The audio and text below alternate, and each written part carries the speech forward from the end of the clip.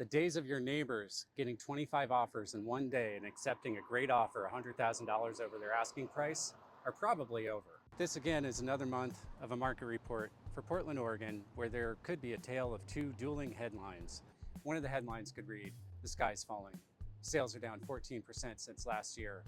Also, in comparison with just 2 months ago, it now is taking 72% longer for sellers to accept offers on their houses because demand is down. The other headline could read, "So far through the end of August 2022, the number of sales that have occurred is nice and boring." It's a nice and boring number. It's basically on par with the average of 2016 through 2019. Nothing to see here. Move along now.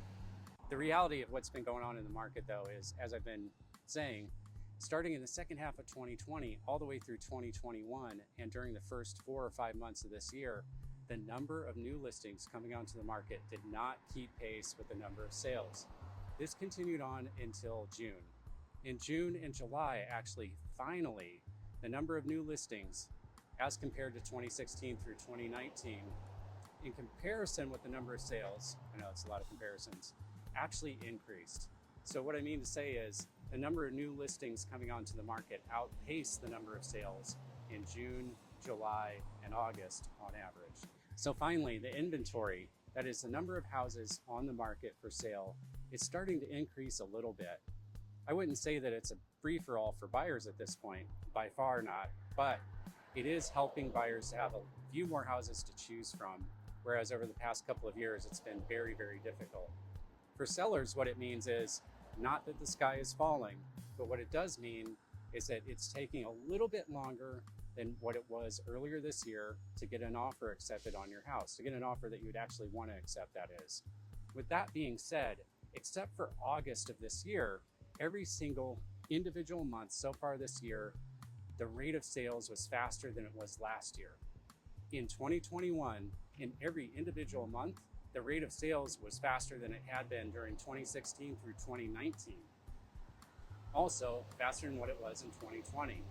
So, with that being said, we have bounced off the lows of the days on market, and the rate of sales has slowed a little bit. But what does that mean overall? How does that compare to previous years? Well, in August of this year, on average, it took sellers 31 days to accept offers on their houses. That is for single family houses, condos, and townhouses. In 2018, it was 40 days, 2019, 50 days, 2020, 40 days, and last year it was 27 days. This year it was 31 days on average is how long it took for sellers to accept offers on their houses in Portland, Oregon. The single family sales price over the past few months has dropped in Portland down to approximately $689,000 in August from a high of $744,000 just a few months ago. That seems to be pretty drastic, but if you look at how it compares to the previous 12 months, it isn't really that bad. Prices have dipped a little bit, but they're down from an absolute high of $744,000 just a couple months ago, after increasing $110,000 from the beginning of the year.